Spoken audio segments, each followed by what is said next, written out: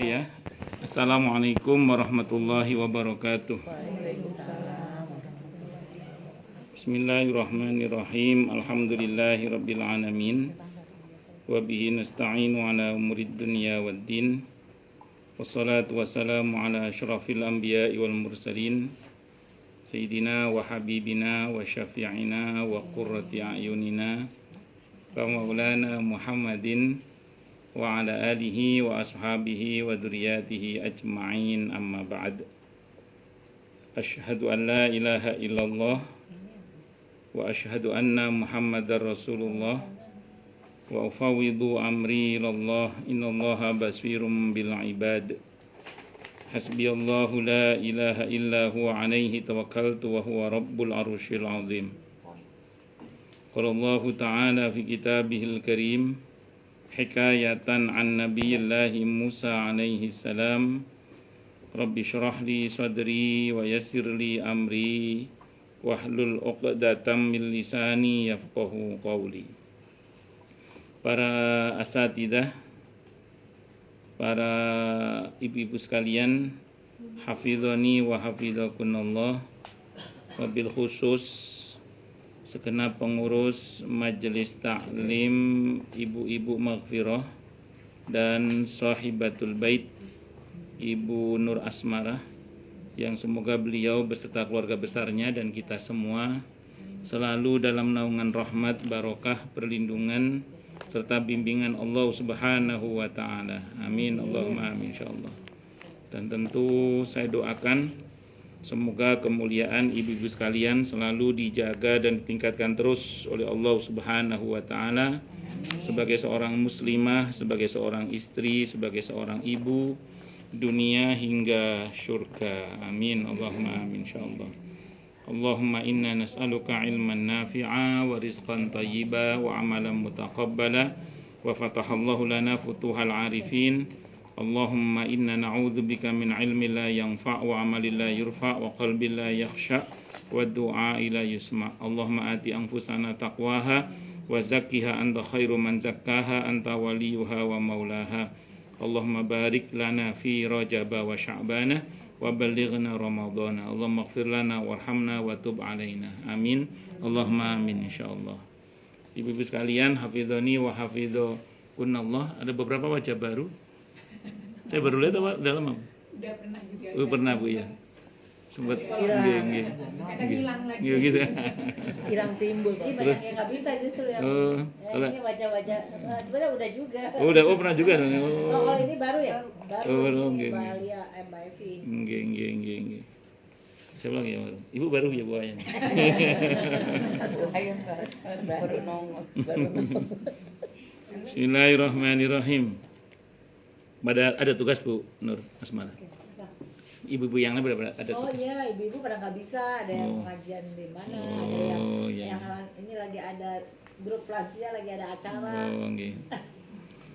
Lanjut nggih. Bismillahirrahmanirrahim. Masih melanjutkan kajian kita tentang fikih sunnah karya Sayyid Sabiq rahimahullah rahmatan wasi'ah wa rahimallahu ulama al-muslimin. Qala al-muallif rahimahullahu taala. Salam juga BN. Bapaknya lagi sakit, mohon doanya juga lupa nasihat. Bu siapa? Bu siapa? BN.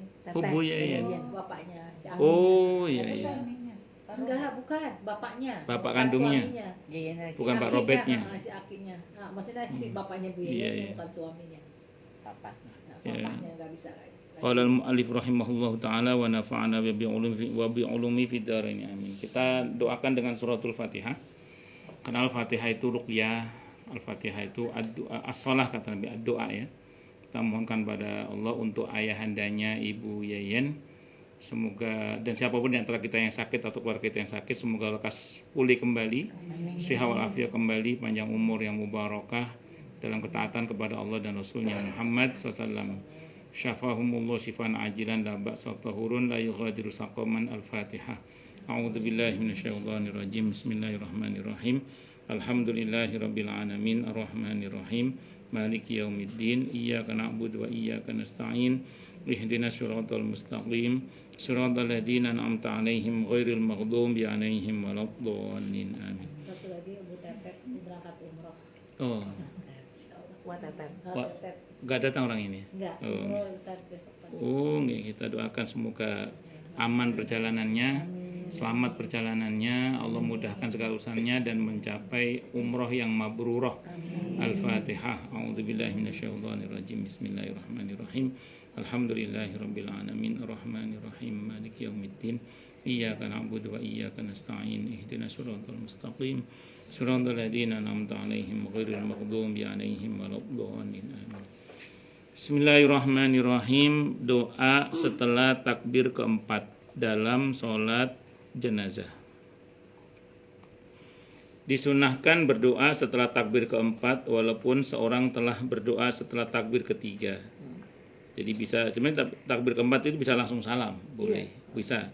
Tapi andaikan mau menambah dengan doa, boleh, tidak apa-apa. Berdasarkan apa yang telah diriwayatkan oleh Ahmad dari Abdullah ibn Aufa, annahu sesungguhnya mata telah mati. Annahu sungguhnya Abdullah ibn Abi Aufa mata telah mati, lahu ibnatun putrinya. Fakabbaru 'alaiha, maka beliau bertakbir atas putrinya itu 4 takbir. Summa qama, kemudian beliau berdiri ba'dar rabi'ati, setelah yang keempat, qadra ma baina takbirataini yad'u, kira-kira dengan kadar 2 kali takbir dan dia berdoa. Summa qala, kemudian beliau berkata, karena ada siapa Rasulullah sallallahu alaihi wasallam yasna'u fil janazati hakada, adalah Rasulullah Muhammad SAW berbuat demikian kepada jenazah itu. Jadi di takbir keempat Nabi juga berdoa. Biasanya keempat doanya, Allahumma la tahrimna ajrahu wa la taftinna ba'dahu waghfir lana wa lahu. Itu doa penting ya, supaya kita tidak terhalang dari kebaikan yang ada pada jenazah itu, dan supaya tidak terjadi kekacauan setelah meninggalnya seseorang itu. Karena seringkali kadang setelah ada orang meninggal itu di tengah-tengah keluarga itu ada kekacauan. Ya entah antar anak atau istri dan anak, atau anak sambung dengan anak kandung, apa macam-macam lah, itu ada aja keributan itu. Maka supaya tidak terjadi keributan itu, atau bisa diminimalisir keributan itu, takbir yang keempat itu diantara doanya dari Allahumma la tahrimna ajrahu wala taftinna ba'dahu waghfir lana walahu. Jadi tolong ya Allah, jangan adakan keributan sepeninggal orang yang meninggal ini, entah siapa yang meninggal itu. Jadi harapannya kepada Allah begitu. Itu saja kadang bisa terjadi keributan, apalagi masalah warisan, ruwet dosanya. Sebenarnya warisan itu nggak ruwet, yang ruwet itu hati yang kotor. Jadi kalau ahli waris itu kalau hatinya jernih, itu cepat selesai, nggak ada yang nggak selesai. Yang bikin ribet itu kalau hatinya kotor. Kalau ada hati yang kotor, ada yang serakah, apalagi udah ruwet urusannya deh. Berkata Syafi'i rahimahullah, setelah takbir keempat itu hendaklah dibaca Allahumma la tahrimna ajrahu wa la taftina ba'dahu wa filana walahu. Ya Allah, janganlah kami terhalang buat beroleh pahalanya, dan hindarkanlah fitnah dari kami sepeninggalnya. Fitnah itu kekacauan maksudnya ya. Fitnah itu bukan berita bohong, itu bukan fitnah, ini maksudnya adalah kekacauan, kerusuhan atau keribetan dan macam-macam. Dan berkata Abu Hurairah radhiyallahu an, orang-orang dulu biasanya membaca setelah takbir keempat itu, Allahumma rabbana ati fid dunya hasanah wa fil akhirati hasanah wa qina adzabannar. Ini doa yang lain juga boleh. Jadi bisa berdoa Allahumma rabbana ati fid dunya hasanah wa fil akhirati hasanah. Rabbana atina ma fid dunya hasanah wa fil akhirati hasanah wa qina adzabannar. Itu kalau mau baca doa itu juga boleh, silakan. Allahumma rabbana atina fid dunya hasanah wa fil akhirati hasanah wa qina adzabannar. Kemudian berikutnya memberi salam setelah takbir yang keempat, dan berdoa di dalam takbir keempat terus membaca salam. Para fuqaha sepakat mengatakan fardu. Jadi mengucap salam itu wajib ya. Hanya Abu Hanifah menyatakan bahwa membaca salam ke sebelah kanan dan kiri itu hukumnya memang wajib, tapi tidak merupakan rukun. Alasan mereka mengatakan fardu ialah karena salat jenazah itu termasuk salah satu macam salat, di mana salat itu kata Nabi dimulai dengan salam, dimulai dengan takbir, diakhiri dengan salam. Maka karena salat berarti harus diakhiri dengan salam. Sedangkan buat mengakhiri sesuatu salat adalah dengan membaca salam. Dan kata Abdullah bin Mas'ud radhiyallahu anhu, mengucapkan salam waktu salat jenazah adalah seperti salam waktu salat biasa. Sekurang-kurangnya assalamualaikum. Ya, atau salamun alaikum. Ini kata siapa? Abdullah bin Mas'ud radhiyallahu an. Tapi kalau dalam madzhab Syafi'i harus assalamualaikum paling tidak. Tidak boleh assalamualaikum. Assalamualaikum. Itu kurang itu. Kurang assalamualaikum. Ya. Jadi kalau sholat jangan sampai, kalau dalam madzhab Syafi'i ya. Misalnya sholat yang biasa ya. Assalamualaikum minimal. Assalamualaikum itu minimal. Atau assalamualaikum warahmatullah. Assalamualaikum warahmatullah. Atau mau lengkap, assalamualaikum warahmatullahi wabarakatuh. Assalamualaikum warahmatullahi wabarakatuh juga boleh. Yang nggak boleh itu kalau dalam madzhab Syafi'i itu gini. Assalamualaikum. Assalamualaikum. Nah, itu nggak boleh. Iya. Kenapa? Assalamualaikum. Karena kurang alnya. Kurang alia, kurang assalamualaikum. Itu beda arti itu. Iya, karena iya betul. Karena kalau kita baca assalamualaikum berarti hanya satu keselamatan. Kalau assalamualaikum itu seluruh keselamatan. Ya, keselamatan dunia akhirat. Makanya kalau dalam madzhab Syafi'i kalau ada orang sholatnya kok assalamualaikum sah. Tapi kalau assalamualaikum itu enggak sah itu. Harus assalamualaikum. Itu. Iya. Walaupun kalau yang di sini versi Abdullah bin Mas'ud ya sah-sah saja, tapi utamanya kalau dalam madzhab Syafi'i wajibnya itu assalamualaikum. Paling tidak itu. Tetapi Ahmad berpendapat bahwa membaca satu kali salam itulah sunnah, yaitu dengan menghadapkannya ke sebelah kanan dan boleh juga ke arah depan. Jadi nggak harus noleh salamnya. Berpedoman kepada, ini sholat jenazah loh ya, kepada perbuatan Rasulullah Muhammad SAW dan perbuatan para sahabat, mereka memberi salam hanya satu kali dan tidak ada kedengaran ketika itu yang membantahnya. Syafi'i menganggap sunnah 2 kali salam, dimulai dengan menghadapkan ke sebelah kanan dan disusul dengan kedua ke sebelah kiri. Berkata Ibnu Hazm, membaca salam yang kedua merupakan zikir dan amalan baik. Jadi pokoknya 1 kali salam. Mau nambah sekali salam itu kesunahan. Nah, pendapat yang pertama nggak pakai noleh. Assalamualaikum warahmatullahi wabarakatuh, nggak pakai noleh biasanya. Tapi kalau yang pakai 2 salam, noleh ke kanan dan ke kiri. Itu sunnahnya. Ke kanan ini yang dianggap wajib, ke kiri ini hukumnya apa? Sunnah. Itu dianggap sebuah kebaikan lah. Nah, itu sama dengan sholat fardu juga sama. Sholat fardu itu andaikan jenengan sholat fardu mau salam atau sholat sunnah, sholat biasa lah ya. Assalamualaikum warahmatullah, nggak noleh, sah sholatnya tetap. Karena menoleh ini sunnah, menoleh. Tapi ngucap salamnya itu wajib. Nah, yang pertama wajib, yang kedua sunnah sudah. Makanya gini kata para ulama, kalau misalnya ada orang assalamualaikum warahmatullah, misalnya gitu, terus udah cukup sah. Sholat jenazah Iya. itu ada yang noleh 2 kali dari sekali ya? Sekali, betul tidak salah. Kalau di umum di kita sih 2 kali ya? Karena kita bermadzhab Syafi'i kebanyakan, di Indonesia kan banyak bermadzhab Hambali. Itu pun tetap sebaiknya 2 kalau dalam madzhab Hambali sebenarnya. Sebaiknya 2 sebaiknya. Tapi tadi yang kedua itu dalam madzhab Syafi'i pun juga nggak wajib, sunnah saja. Jadi andaikan ibu sekalipun juga tetap sah. Iya, Nggak ada ada masalah. yang nelak kanan kiri. Iya betul. Ada yang angkat tangan terus, ada yang nggak angkat tangan terus. Ya. Kalau kita dalam madzhab Syafi'i ngangkat tangan terus. Kalau saya itu kan saya bersampaikan di sini ya. Ada penjelasan seorang ustadz saya pas ngaji saat itu, untuk para sahabat yang sholatnya di belakang Nabi dan melihat gerakan Nabi itu diangkat tangannya. Tapi yang sholat di belakang itu mereka nggak ngangkat tangan. Iya nggak ngelihat itu. Jadi Allahu Akbar, Allahu Akbar, Allahu Akbar nggak diangkat. Ada dua-duanya ada contoh dari para sahabat. Cuman kalau menurut beliau itu untuk sahabat yang di belakang Nabi itu diangkat itu. Makanya saya pribadi termasuk yang mengangkat 4 kali saya angkat tangan saya itu seperti itu. Kalau nggak diangkat gimana Ustaz? Nggak apa-apa karena tidak wajib mengangkat tangannya. Tapi yang wajib adalah mengucapkan takbirnya. Ya Allahu Akbar, Allahu Akbar, Allahu Akbar itu 4 kali takbir itu. Allahu Akbar. Terus kemudian kaifiat atau tata cara sholat jenazah. Setelah dipenuhinya semua syarat sholat, hendaknya orang yang akan mengerjakan sholat jenazah itu berdiri lurus dan berniat menyolatkan jenazah yang di depannya, lalu mengangkatkan kedua belah tangan sambil membaca takbiratul ihram. Kalau jenazahnya di hadapannya, kalau nggak di depannya, bagaimana? Niat sholat jenazah yang gaib, jadi yang nggak ada di situ. Di mana? Yang ibu sholat jenazah siapa? Misalnya ada teman atau saudara yang sudah meninggal di kota atau pulau mana, terus kita nggak bisa takziah, kita nggak bisa langsung, kita sholatkan di sini, boleh, tidak ada masalah. Nah, jadi kita niat, ya Allah, saya niat mensolatkan jenazah teman saya yang di sana itu. Allahu Akbar. Nah, boleh, tidak ada masalah. Jadi niat apa? Sholat jenazah yang tidak hadir. Kalau kakinya kesemutan boleh selonjor, Bu, tidak apa-apa. kalau sama saya, ya kalau sama saya selonjor boleh, berdiri lompat-lompat juga boleh, bebas.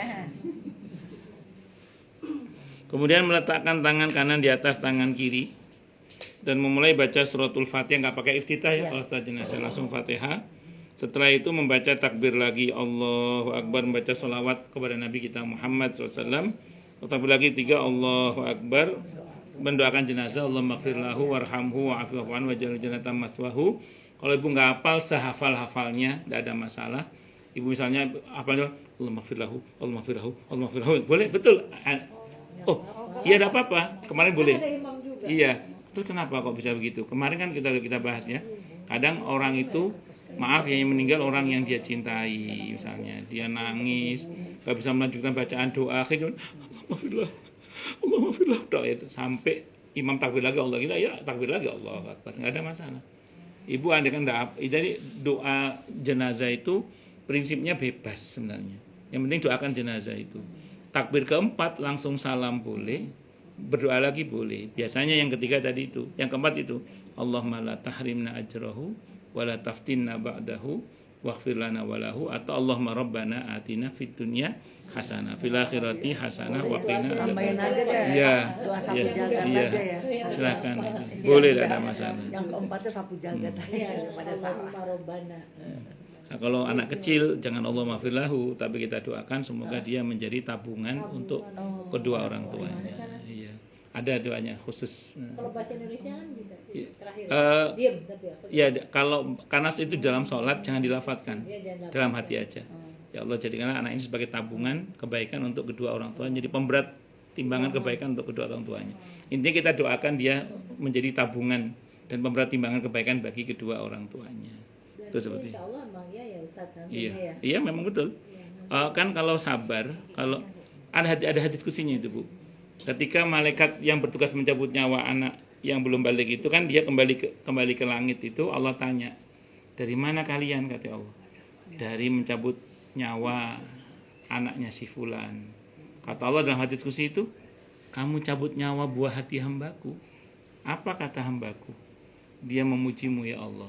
Maka Allah bilang kepada malaikat, bangunkan untuknya di surga Baitul Hamdi, rumah pujian. Makanya orang itu nanti kalau punya anak yang meninggal sebelum balik, tapi jangan terus berharap anak kita mati sebelum balik. Tetap kita doakan semoga anak cucu kita Allah beri panjang umur yang barokah, sehat walafiat, amin insyaallah. Karena punya anak yang soleh pun juga tidak kalah kerennya nanti di akhirat. Jadi artinya gini, mereka yang diuji oleh Allah punya anak yang meninggal sebelum balik itu, nanti anak-anak itu nggak mau masuk surga, dia berada di pintu surga dalam hadis qudsi itu. Terus Allah berfirman, para malaikat suruh mereka masuk ke surga. Kata malaikat, mereka tidak mau ya Allah. Kenapa tidak mau? Dan Allah maha tahu ya, ini hanya bahasa administrasi aja. Kata para malaikat, mereka menanti orang tuanya. Kata Allah, suruh mereka masuk ke surga beserta orang tuanya semua. Ya itu seperti itu. Iya, ya itu seperti itu. Ya. Tapi jangan kegeeran juga. Karena gini, enggak apa-apa, itu berharap. Mas yang nggak boleh kegeerannya. Emang ada Ustaz? Ada. Gini. Suatu saat saya ngisi kajian di Pondok Hijau, bukan Gramoto. Ya di daerah Pondok Hijau, tapi bukan Pondok Hijau perumahannya itu. Apa namanya? Saya lupa namanya itu. Perumahan apa gitu ya? Pondok Hijau sini. Iya, Pondok Hijau. Pengasin. Iya, Pengasin. Iya. Teman, bukan di Pondok Hijaunya tapi di perumahan apa gitu, saya lupa namanya. Iya, saya lupa perumahan apa deh gitu ya. Iya, pokoknya situ banyak pejabat yang nyimpen istrinya situ loh, pokoknya situ. Saya Tahu aja. ya ada yang ngasih tahu saya. Mustika kali ya? Enggak ada, pokoknya ada. Tadi cari lagi ya ketemu. Pondok Hijau yang dekat Ya, pokoknya di daerah. sekolah. Iya, pokoknya dekat Pondok Hijau, tapi saya lupa nama perumahannya. Ini Pondok Hijau nih Pak Ustaz. Iya, saya lupa nama perumahannya gitu. Nah, Iya. tadi cari namanya. Ya, saya lupa namanya. Nah, di situ itu Deket tol kali ya. iya deket tol, iya deket tol, iya deket tol, iya deket tol. Hijau tuh deket Iya tol. emang deket tol, iya. Geraha. Iya, Geraha apa namanya? Geraha mesti. Iya, iya Geraha Mutiara, Geraha Mutiara. Saya bilang Geraha. Iya, Geraha Mutiara. Memang banyak nyimpan itu ya. Desa ibu ya bu ya situ ya. Enggak, saya bercanda, saya bercanda. Itu Jatimulya. Saya bercanda itu. Jangan dimasukkan dalam hati. Keluar tol tinggal masuk doang. Enggak, iya, iya, iya. iya. Muda-muda. Yang kalau parkir mobil itu nomor plat mobilnya ditutup pakai handuk itu maksudnya. Aman. Ya ada Pak. Ya. Saya karena saya diberitahu Bu. Udah. Iya. Kepo. Udah. Saya lanjut lagi. Rumah Bu Lilis Mbak Bu normal. Oh, Ada Lilis ini. Oh iya maksud saya itu. Mbak Lilis kita. Mbak Lilis. Oh, ada juga. Ada juga kos-kosan khusus istri-istri. Iya, ada ya. Iya, betul ya. Ya, pokoknya udahlah, jangan penasaran, jangan masalah. Saya cuma cerita aja. Asal jangan Yes. Ustaz nyimpen di sana. Saya malah disimpan, oh enggak. Maaf bercanda Bu ya. Saya ulang. Ya, saya teruskan ya. Saya pas ngisi kajian di sana itu ada cerita dari jamaah saya cerita ke saya gini. Beliau bilang, "Ustadz, saya punya teman," kata dia gitu. Teman saya ini pernah mengalami keguguran 2 kali. Dia bilang gitu. Pernah mengalami keguguran 2 kali. Iya, beliau pernah mengalami itu. Nah, saking kan dia membaca hadis kalau keguguran itu kan tadi masuk surga kan? Jadi Dijamin namanya masuk. surga Ya, dunia. sudah punya tiket masuk surga. Terus dia saking PD-nya itu Ustaz, kegeeran ngomong ke teman-temannya. Kalau gue mah surga udah pasti. Gitu. Oh itu nggak boleh. Iya. Jadi kemana-mana tuh ngomong ke temannya. Iya. Kalau gue mah surga udah pasti. Gitu. Saking PD-nya masuk surga sampai nggak sholat. Nah, itu masalahnya. Dia kan keguguran tetangga dipaksa suruh harus keluar kan ada 2 faktor ya. Iya, enggak ini jadinya keguguran asli ya. Jadi dia bilang, gua mau surga udah pasti. Karena udah tahu gitu ya Pak. Iya, sombong. saking PD-nya sampai nggak sholat. Ya, Ini salah. salah. Wong Nabi aja SAW yang dijamin masuk surga masih sholat, ya kalau dia nggak sholat, tambah ruwet urusannya nanti. Ya itu sih. Iya. Itu seperti itu. Tempat berdiri imam terhadap mayat pria dan wanita. Jadi posisi imam kalau jenazahnya wanita sama laki-laki itu beda posisinya. Tapi ini tidak wajib ya. Jadi kalau laki-laki posisi imam di bagian kepala. Kalau perempuan posisi imam di daerah pinggang. Nah, itu kalau perempuan. Jadi kalau jenazahnya perempuan posisi imam di daerah pinggang. Kalau posisi laki-laki di daerah kepala. Tapi ini nggak wajib. Andaikan sesuatu ibu, kok imamnya di posisi kaki misalnya, nggak apa-apa, nggak ada masalah. Ya, nggak ada masalah. Misalnya tempatnya sempit ya Suster. Nggak pernah. Atau karena sempit. Sempit ya, Ustaz. Nggak pernah ikut ya? Iya. Sesekali ikut.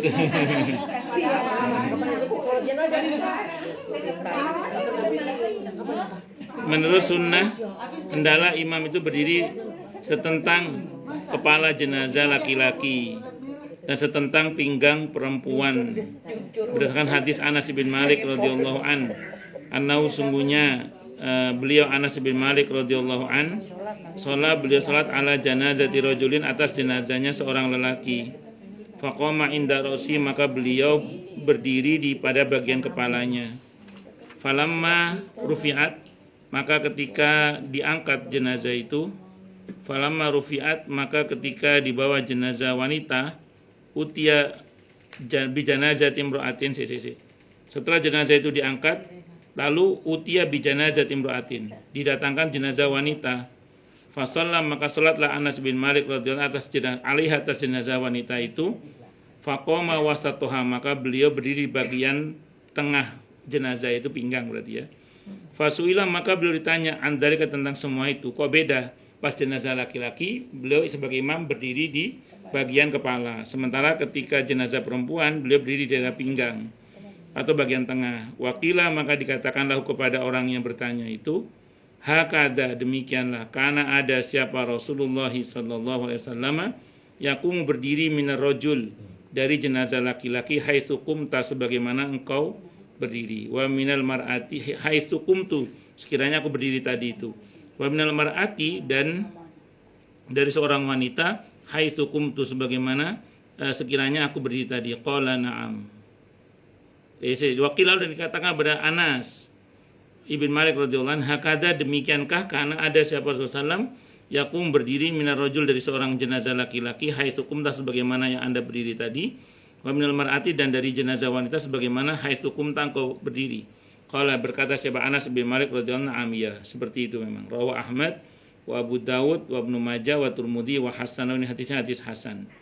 Berkata At-Tahawi rahimahullah, cara seperti inilah yang lebih kami sukai karena dikuatkan oleh bukti-bukti yang telah kami riwayatkan dari Nabi kita Muhammad sallallahu alaihi wasallam. Jadi kalau jenazahnya wanita ambil posisi tengah, pinggang.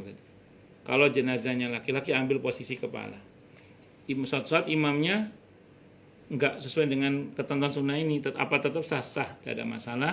Ini tidak wajib, tapi ini semacam kesunahan. Sama dengan kemarin kan soft. Kalau sholat fardu biasa kan softnya kalau laki-laki ya dirapatkan dulu yang pertama, baru yang kedua, ketiga, keempat, dan seterusnya. Kalau soft di dalam sholat jenazah, sunnahnya ganjil. Misalnya kok barisannya membentuk 2 barisan, buat 3. Nah, jadi ada sebagian yang mundur, sunnahnya. Iya, jadi barisnya ganjil kalau bisa. Kalau genap gimana? Ya nggak apa-apa, sah, nggak ada masalah. Sunnahnya ganjil, itu seperti itu. Menyolatkan jenazah lebih dari 1, kayak di Masjidil Haram, Masjid Nabawi. Kalau Masjidil Haram biasanya jenazahnya kelihatan ada. Kalau Nabawi kadang nggak ada jenazahnya. Menyolatkan jenazah lebih dari 1 jika kebetulan ada beberapa mayat terdiri dari laki-laki atau wanita saja, hendaklah dibariskan satu persatu di antara imam dan kiblat agar semuanya berada di depan imam. Hendaklah yang ditaruh dekat imam itu yang lebih utama, lalu mereka disolatkan bersama-sama sekaligus. Seandainya mayat-mayat itu terdiri dari laki-laki dan perempuan, boleh disolatkan golongan laki-laki saja dulu, dan baru golongan wanita. Dan boleh pula semuanya disolatkan sekaligus, boleh. Jadi boleh bergantian, jenazah laki-laki semua, terus sholat lagi jenazah perempuan semua. Boleh digabung juga, terserah. Mayat-mayat laki-laki ditaruh dekat imam, seterusnya ke arah kiblat mayat wanita. Diterima dari Nafi' rahimahullah, yang diterimanya pula dari Ibnu Umar radhiyallahu anhuma, annahu sesungguhnya annahu sulliya ala tis'i janaizi rijalin wa nisa'in faju'ila rijalu mimma yalil imam wa ju'ila nisa'u mimma yalil qiblata wa saffahum saffan wahidan wa wudi'at janazatu Ummi Kulthum binti Ali binti Ali imraati Umar wa ibnin laha yuqal lahu Zaidun wal imamu yawma idin Sa'ad ibn al-As wa fin nas yawma idin Ibnu Abbas wa Abu Hurairah wa Abu Sa'id wa Abu Qatadah fa wudi'a al-ghulamu yalil imam fa qala rajulun fa ankartu dhalik fa nadartu ila Ibni Abbas wa Abi Hurairah wa Abi Sa'id wa Abi Qatadah fa qultu ma hadha qalu hiya as-sunnah rawahu an-Nasa'i wal Baihaqi qala al-Hafidz wa isnaduhu sahihun. Bahwa pada suatu kali disolatkan 9 jenazah terdiri dari laki-laki dan wanita. Maka mayat laki-laki ditaruh dekat imam, selanjutnya arah kiblat, baru mayat-mayat wanita. Dibariskan satu persatu di antara mayat-mayat itu terdapat mayat Ummu Kulthum binti Ali radhiyallahu anha, istri dari Umar. Juga seorang anaknya yang laki-laki bernama Zaid, yang bertindak sebagai imam ketika itu ialah Sa'id ibn al-As radhiyallahu anhu, dan di antara makmum terdapat Ibnu Abbas radhiyallahu anhuma, Abu Hurairah radhiyallahu an, Abu Sa'id radhiyallahu an, dan Abu Qatadah radhiyallahu an. Mula-mulanya anak tadi ditaruh dekat imam. Imam menyuruh supaya yang di depannya itu mayat laki-laki. Ketika saya hendak membantah dan melihat kepada Ibnu Abbas, Abu Hurairah, Abu Sa'id, dan Abu Qatadah sambil menanyakan, bagaimana sebenarnya ini? Mereka menjawab, itulah yang menurut sunnah. Diriwayatkan oleh An-Nasai dan Al-Baihaqi dan kata Al-Hafidz isnadnya sahih. Pada hadis tersebut terdapat petunjuk bahwa jika mayat anak laki-laki disolatkan bersama mayat wanita yang ditaruh dekat imam itu adalah mayat anak dan berikutnya baru wanita. Dan seandainya berkumpul mayat laki-laki, wanita dan anak laki-laki, maka adalah mayat anak laki-laki ditaruh setelah deretan mayat laki-laki. Nah, jadi kalau secara umum jenazah laki-laki yang dekat dengan imam, baru ditata menjauh ke arah kiblat itu jenazah wanita. Pertanyaannya gini ya, loh kalau laki perempuan doanya gimana Ustadz? Menggunakan hum mereka tidak ada masalah. Allahumma firlahum warhamhum wa'afihim itu karena laki perempuan berlaku kata hum misalnya, hum ya. Betul. Nah, Ustadz tadi kan ada anak-anak.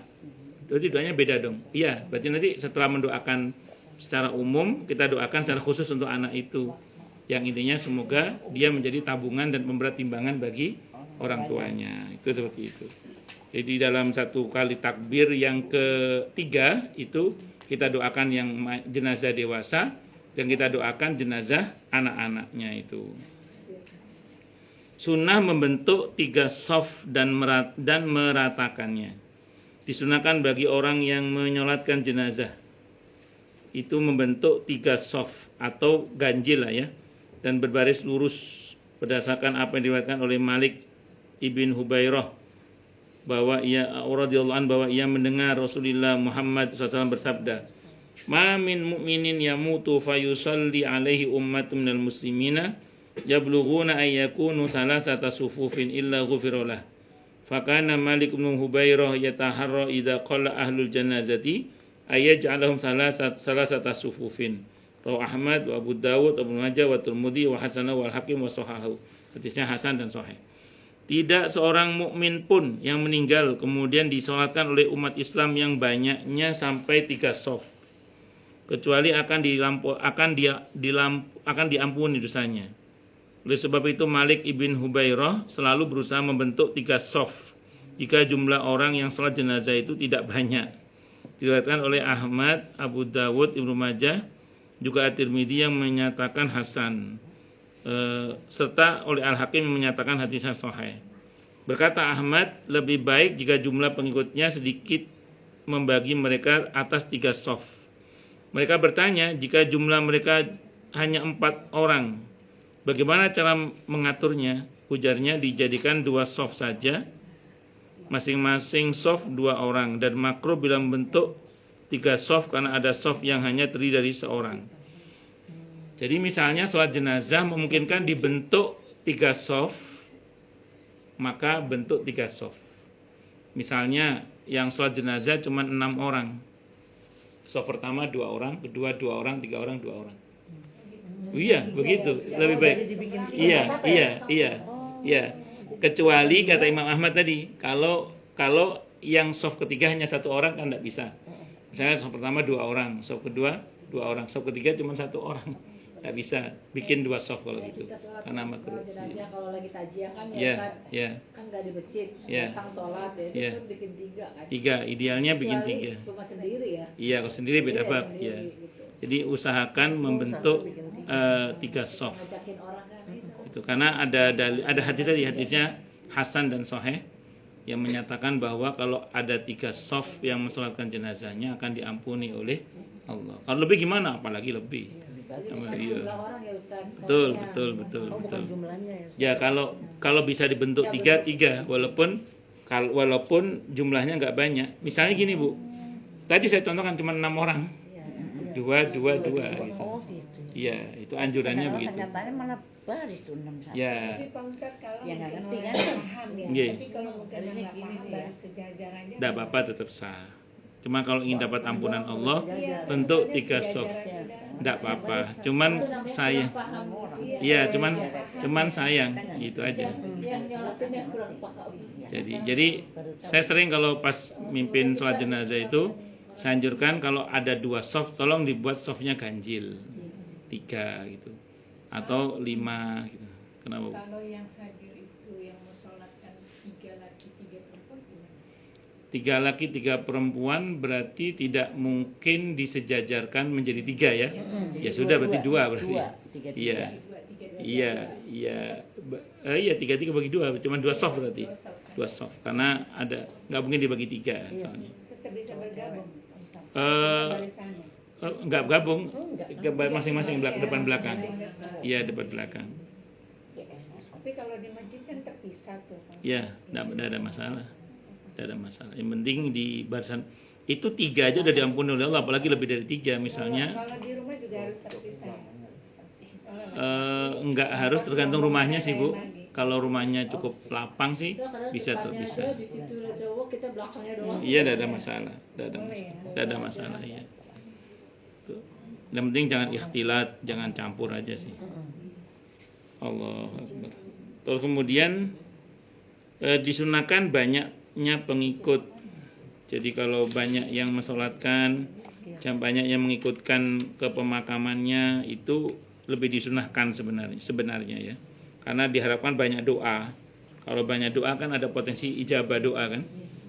Disunahkan banyak pengikut, disunahkan mengumpulkan pengikut sahabat salat jenazah hingga banyak jumlahnya diterima dari Siti Aisyah radhiyallahu anha bahwa Nabi kita Muhammad SAW bersabda, "Ma min mayyitin yusalli alaihi ummatun minal muslimina yablughuna mi'atan kulluhum yashfa'una lahu illa syuffi'u."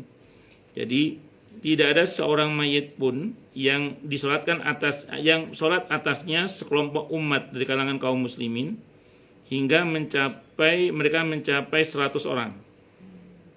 Kulluhum yashfa'una lahu illa syuffi'u, di mana setiap mereka berharap kepada Allah syafaat untuk si mayit ini, kecuali si mayit itu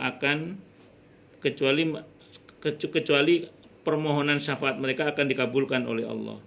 Ini hadis riwayat Ahmad, Muslim dan At-Tirmidzi. Diterima dari Ibnu Abbas radhiyallahu anhuma. Atau tadi syafaat diartikan dengan doa ya, di mana semua mereka mendoakan si jenazah ini, kecuali doanya pasti akan dikabulkan oleh Allah. Jadi kalau sampai ada 100 orang kalau di hadis ini ya, apalagi lebih dari 100, maka doanya pasti dikabulkan oleh Allah. Padahal doa itu sangat dibutuhkan oleh orang yang meninggal. Makanya semakin banyak yang mensolatkan jenazahnya itu semakin lebih baik. Kadang kita lihat ada beberapa tokoh itu bersop-sop orang yang mensolatkan jenazahnya, bahkan kadang bergantian orang mensolatkannya itu. Tapi walaupun begini ya sebenarnya ya, bukan tolok ukur juga kalau yang takziah banyak berarti dia baik. Karena orang kafir pun pas mati yang takziah juga banyak. Atau orang yang jahat pun kadang yang takziah juga pasti banyak. Ya, tapi ini makanya di sini makanya ya itu tidak selalu itu berarti. Tapi iya, tapi paling tidak kalau yang mensolatkan banyak itu harapannya sih yang bersangkutan itu diringankan oleh Allah. Tidak seberat kalau seandainya dia tidak sholat banyak orang. Apalagi kalau yang satu orang yang soleh. Maka insya Allah tentu itu betul-betul akan membuat yang bersangkutan dibebaskan dari beban akhirat itu. Dan terima dari Ibnu Abbas radhiyallahu anhu bahwa ia mendengar Rasulullah SAW bersabda, "Ma min rajulin muslimin yamutu fayaqumu ala janazatihi arba'una rajulan la yusyrikuna billahi syai'an illa syafa'ahumullahu fihi." Rawahu Ahmad wa Muslim wa Abu Dawud. Tidak seorang muslim pun yang meninggal lalu ia disolatkan oleh sebanyak 40 orang, lebih dikit lagi nih ya. 40 orang yang 40 orang laki-laki yang tidak mempersekutukan Allah, maksudnya orang Islam betulan, dengan sesuatu pun. Jadi yang tidak menyekutukan Allah dengan sesuatu pun, kecuali ia akan beroleh syafaat atau pertolongan dari Allah oleh sebab disolatkan oleh 40 orang muslim tadi itu. Jadi ini hadis riwayat Ahmad, Muslim dan Abi Dawud. 40 orang saja udah dapat syafaat. Apalagi tadi 100. Kalau nggak ada yang nyolatkan jenazahnya gimana Ustadz? Ya cari orang. Begitu untung dong pejabat-pejabat itu. Dia banyak. Bagus. Itu yang saya bilang tadi. Ada dia korup. Ya, tunggu dulu, tenang aja. Ya, enggak apa-apa. Ya. Bagus, saya mau terangkan dulu Bu ya. Saya mau terangkan dulu. Itulah Bu pentingnya kita itu menjadi orang yang bermanfaat bagi banyak orang. Itu. Iya, terlepas dari kekurangannya ya. Ya. Semua ada hisabnya nanti. Makanya saya mau cerita dikit ya. Atau cerita banyak. Saya cerita deh. Itu Bu, ketika Sultan Muhammad Al-Fatih seusai menaklukkan Konstantinopel itu, beliau itu sowan ke gurunya. Kata beliau, Syekh, saya mau berhenti jadi raja. Saya mau jadi abid, ahli ibadah aja. Kata gurunya, wahai anakku, kalau engkau menjadi ahli ibadah, memang tidak ada yang lebih nikmat dari ibadah, walaupun itu jadi raja kalah nikmat dan nikmat ibadah. Cuman kalau kamu hanya jadi orang ahli ibadah, kamu hanya bermanfaat untuk dirimu. Dan itu tidak lebih baik. Kamu akan lebih baik kalau kamu tetap bermanfaat bagi orang banyak dengan cara menjadi raja. Akhirnya beliau tetap jadi raja sampai wafatnya. Ya, kan ditulis dengan tinta emas kan nama beliau itu kan. Ya, memang itulah Bu kelebihannya pejabat memang. Makanya jadi politisi supaya disolotkan banyak jenis. Terlepas bahwa dia punya kekurangan pastinya ya. Kan nanti ditimbang di hadapan Allah. Ya, fa may ya'mal mithqala dzarratin khairan yara, may ya'mal mithqala dzarratin syarran yara. Sekarang saya mohon maaf, mana ada pemimpin yang 100% bersih lah misalnya kan. Ada teman mungkin tapi kan jarang, bukan jarang. Tapi kan pejabat pemerintah Indonesia kan negara Enggak semuanya. Enggak semuanya sayang. Enggak. Nah ya enggak semuanya, tapi Ada sistem kadang-kadang Ya. karena iya ini baik-baik saja. Daripada ntar tuh.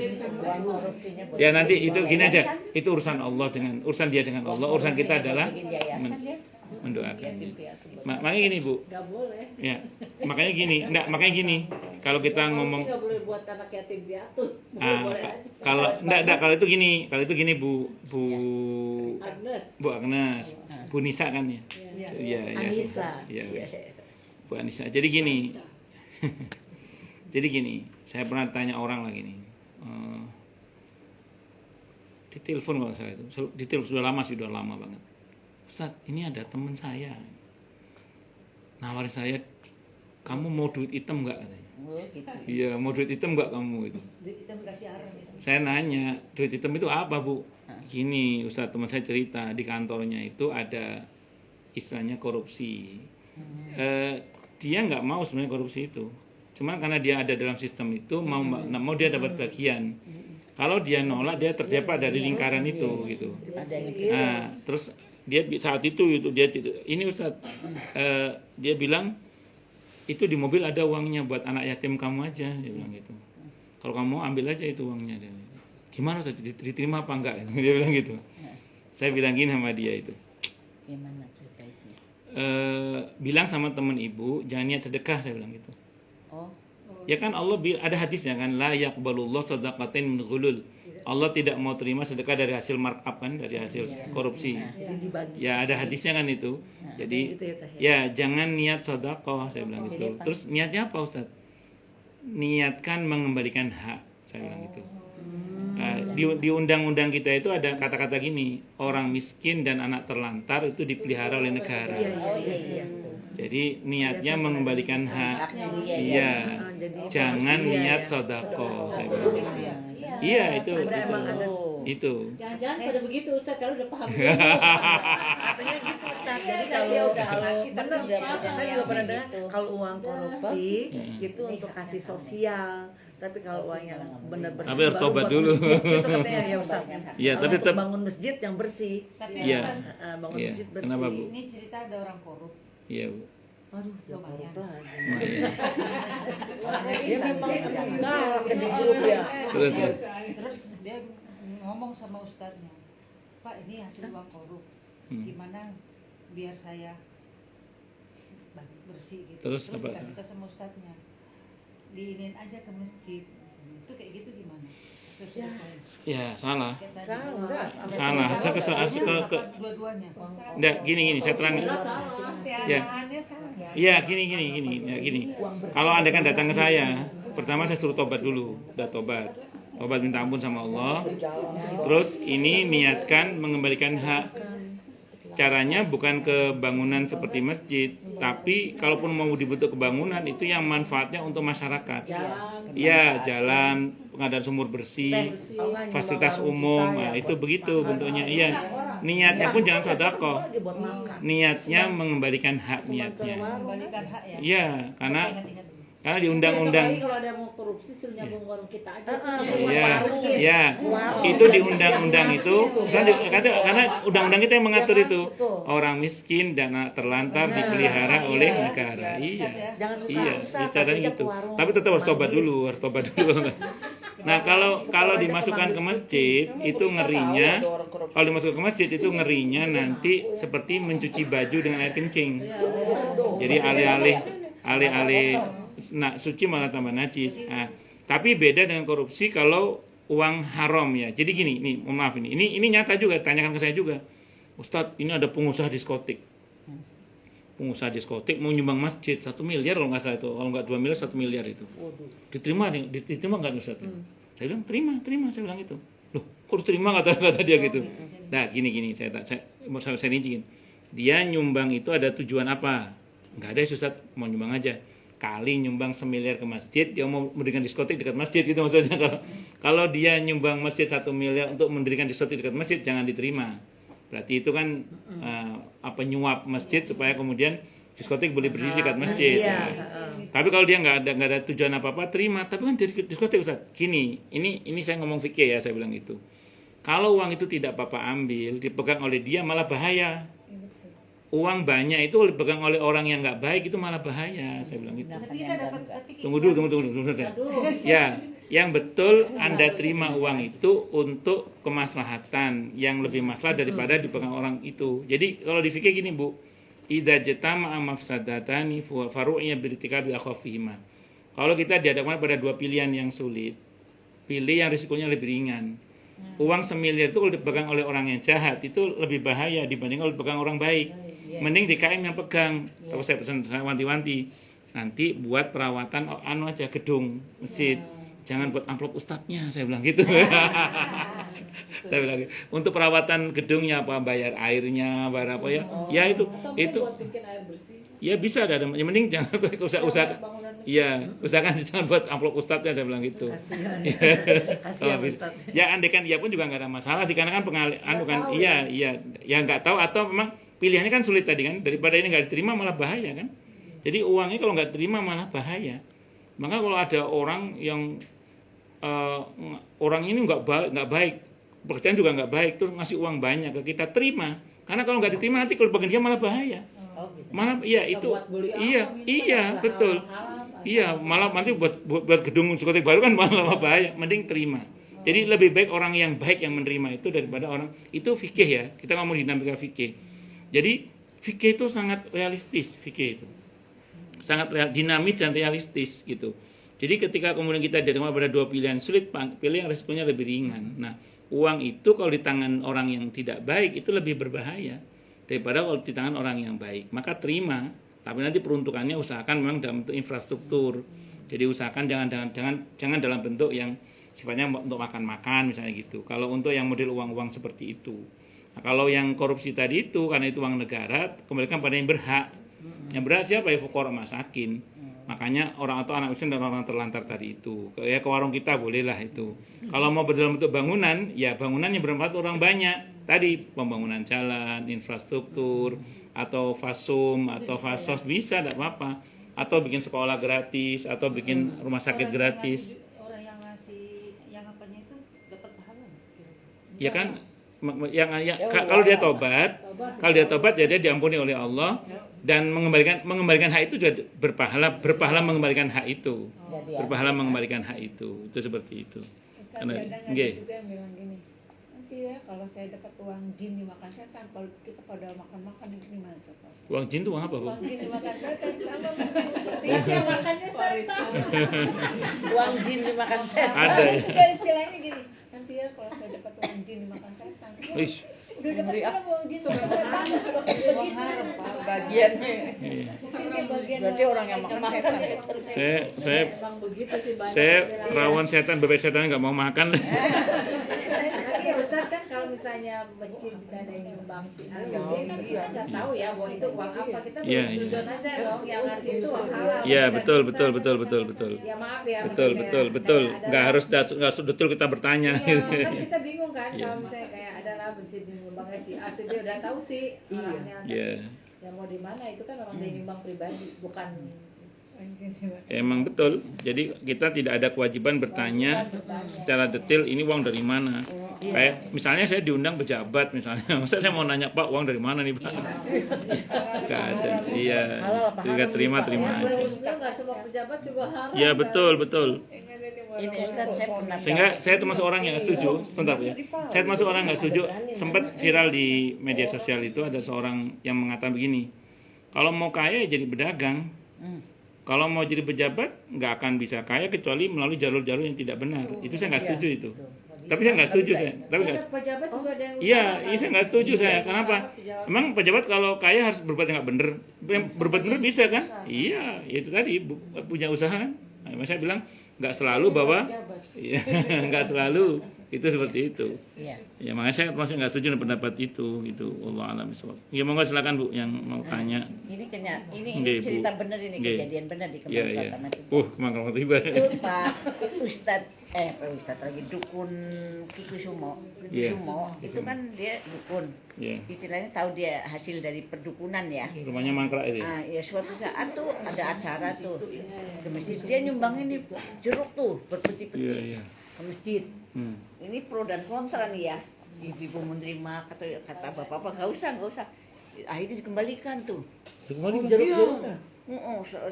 Peti lah berpeti-peti ada 3 apa 4 peti ceritanya tuh. Yang dikembalikan Dari mana nih? Iya. Dari mana? Dari ada yang keras. Pak Heri kan keras. Pas apa? Nah, termasuk Pak Heri itu. Oh iya. TKI mah keras. enggak kasih Maksudnya iya. Akhirnya dikembalikan tapi kesinggung kasih dengar nggak dikembalikan dibagi sama satpam sama Nah, kepolisian itu loh maksudnya. dibawa Iya, iya. ke Balai RW gitu tuh Iya. itu Ya, antara jadi gini, pro dan bagus. kontra ya. Dia dia nyumbang betul-betul bawa gini gitu karena merasa warga Sebenarnya gini Bu, kalau ada orang yang dikenal jauh dari agama, iya terus sesuatu berbuat baik pada kaum beragama, selama tidak ada tendensius untuk berbuat sesuatu yang nggak benar, itu terima saja. Harapannya begini, ini konsep dakwah ya. Harapannya semoga dia dekat dengan kaum beragama itu. gitu ya. Kalau belum apa-apa dinyinyirin, ngerinya dia tambah jauh nanti dari agama itu. Dia Itu tahu, satu. ini hasil dari perdukunan gak sah gitu haram gitu. Nggak Ada yang berpendapat nggak. begitu. Dan jadi terlalu belum keras tentu ya. juga kan, belum tentu juga bisa jadi itu hadiah dari orang, Terlalu bisa jadi keras ya. ya, bisa Pendapat jadi orang itu kan beda-beda. bisa jadi itu dari usaha. Ya, makanya gini kalau saran saya sempat dengar cerita itu juga sih. Pernah dengar Iya, kan? pernah dengar cerita itu juga. Iya. Cuman makanya saran saya ya kalau diterima aja dengan niatan dalam hati, semoga dia ada kedekatan dengan masjid ke depannya. Gitu ya. Kalau perlu diundang masjid dia itu. Kan itu metode udah bagian dari pendekatan dakwah kan, supaya yang bersangkutan sadar. Sekarang kayaknya rumahnya mangkrak Bu, ya. Mangkrak. Ya. Di Jati Asih, dia tinggal di Jati Asih. Oh, yang di Kayaknya sih udah nggak tahu ya, nggak laku atau gimana, katanya sudah nggak terlalu Iya, banyak. burung. Gitu. Oh, kalau IPL-nya masih bayar IPL-nya itu. Enggak, orang emang kosong benar kok. Iya kosong bener. Ya. Sebelahnya malah udah dibangun bagus tuh punya Pak Dokter. Dia tinggal di Jati Asih kalau nggak salah. Sayangnya rumahnya putih Larinya gitu. kayaknya sekarang ke politik. Oh, Dia kemarin nyalonin di Jawa Timur atau apa itu. sayangnya ke rumah gede itu. Gede. Buat pesantren Ada lift emang itu ya. loh. Itu Ada liftnya itu. Sampai lantai 3. Buat pesantren ya bagus enak ya. itu ya. Jadi serem malah kotor. Iya. Jadi monggo yang lain silakan kalau ada. Itu berita nanya lagi yang Monggo. korupsi. Nanya orang korupsi. G. Ini kan ada kalau kita habis sholat itu kan irit ya. G. G. G.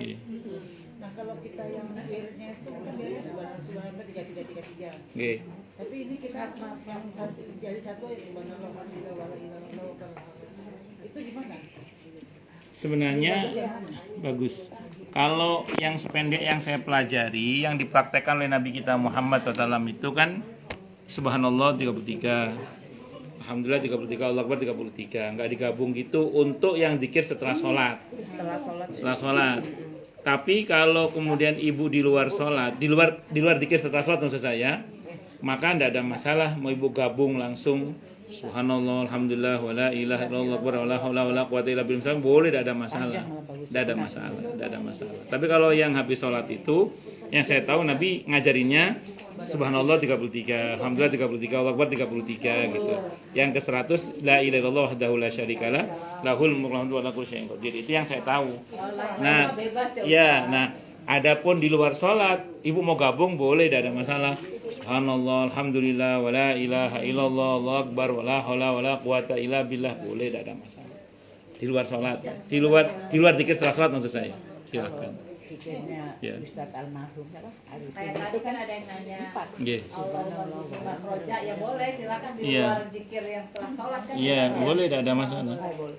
Tidak ada Boleh, masalah. boleh, itu kan zikir bebas aja. Iya. Tergantung niatnya masing-masing. Iya, betul. Tapi kalau yang habis sholat tadi itu ya itu sebenarnya. Jadi gini loh, kalau yang Nabi ajarkan setelah sholat, kita upayakan sesuai dengan yang Nabi ajarkan. Adapun di luar zikir setelah sholat, monggo bebas silahkan. Karena zikir itu kan termasuk jenis ibadah yang mutlaqoh ghairu muqayyadah. Mutlak ada perintahnya, tata laksananya itu nggak dirinci. Berarti bebas. Dan Nabi itu orang yang zakarullah fi kulli ahyani. Kata Siti Aisyah, zikir setiap saat Nabi.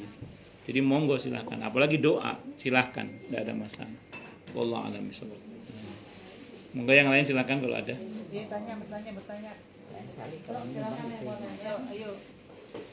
Kali kalau nyumbang diterima aja. Kalau ibu ini apanya ibu? Ibu yang ini? Mana? Saudara aku. Saudara adik. Sepupu. Oh, sepupu. Mirip ya Ustaz. Oke, monggo. Oma silakan Oma. Malam itu saya nggak sholat pakai Wudu. wudu, saya pakai tayamum. Kenapa dulu? Saya baru dari sakit jadi nggak kuat ini. Oke. Jadi di antara sebab kenapa orang boleh tayamum adalah karena terhalang menggunakan air. Di antara penghalang itu adalah sakit. Kalau memang Oma merasa tidak mampu menggunakan air, termasuk air hangat sekalipun, atau masyaqqat sulit, apalagi khawatir jatuh dan seterusnya, maka tidak ada masalah tayamum. Tapi kalau sekiranya Oma masih memungkinkan menggunakan air, walaupun menggunakan spray misalnya, maka wudhu dengan menggunakan spray di kasur itu masih sepatutnya dilakukan kalau masih mungkin. Tapi kalau dirasa sulit, tidak kuat dingin juga misalnya, maka menggunakan tayamum tidak ada masalah. Wallahu a'lam bishawab. Tahajud aja Yang kalau untuk fardunya wudu sudah bagus, tidak ada masalah. Tidak ada masalah. Wallahu a'lam bishawab. Nggih. Sulit dan tidak sulit itu kembali pada masing-masing ya. Karena kadang ada orang yang berkata gitu aja sulit, nggak tahu, ada ngerasain yang sakit. Iya, kadang yang sakit itu kadang keliengan mau ke kamar mandi itu kadang itu, dan tidak selalu standby air juga. Yang mudah untuk yang untuk wudhu secara langsung dan tidak semua orang bisa membantu kita wudhu juga kan. Ya, kadang kita nggak enak hati membangunkan anak atau siapa karena lagi istirahat misalnya. Ya nggak ada masalah. Nggak ada masalah. Iya nggak ada masalah. Nggak ada masalah. Wallah alam. Apalagi setelah sunnah nggak ada masalah insyaallah. Wallah alam bishawab. Nggih. Itu saya sholatnya 2 rakaat tahajud, 2 rakaat hajat, 1 rakaat witir. Nggak ada masalah. Nggak ada masalah. Iya, jadi 2 rakaat tahajud, 2 rakaat hajat, terus 1 rakaat witir. nggak ada masalah. Nggak ada masalah. Witir aja 1 juga nggak ada masalah, asal ba'diyah isya ya. Jadi kalau kita udah ba'diyah isya, boleh witir 1 rakaat aja boleh. Tapi kalau nggak ba'diyah isya, witir minimal 3. Atau tahajud 2, witir 1. Nah, boleh gitu. Karena dalam kitab Bidatul Mujtahid, ijma ulama kata Ibnu Rushd, tidak boleh salat malam hanya 1 rakaat saja. Disebut salat malam kalau setelah salat isya. Nah, ba'diyah isya itu dihitung salat malam sudah sebenarnya. Jadi ba'diyah isya itu sudah dihitung salat malam sebenarnya. Nah kan ada hadis yang sahih itu. Ya. Jadi setelah sholat isya, ba'diyah isya itu sudah dihitung sholat malam. Sudah dihitung sholat malam. Witir 1 rakaat boleh kalau sudah ba'diyah isya. Kalau nggak ba'diyah isya, minimal witir 3 atau tahajud 2 rakaat, witir 1. Ada satu lagi. Iya, boleh, Mama. Kalau sholat ini, sholatnya kalau misalnya terlambat gitu ya, kebetulan kita di jalan suka kadang-kadang malu kalau banyak teman-teman gitu karena lain agama gitu. Terus saya jamak Jamak itu kalau kita sholat misalnya zuhur sama asar, kita masukkannya zuhurnya ke asar. Itu 4 rakaat apa 2 rakaat? Itu jalannya di mana dulu? Dalam kota apa luar kota? Dalam luar kota. Luar kota jauhnya jauh banget apa? Bandung. Oh Bandung ya, sudah boleh qashar. Jamak qashar udah boleh. Kalau sini Bandung sudah jamak qashar udah boleh. Jadi oma misalnya ya dua-dua boleh. Untuk yang 4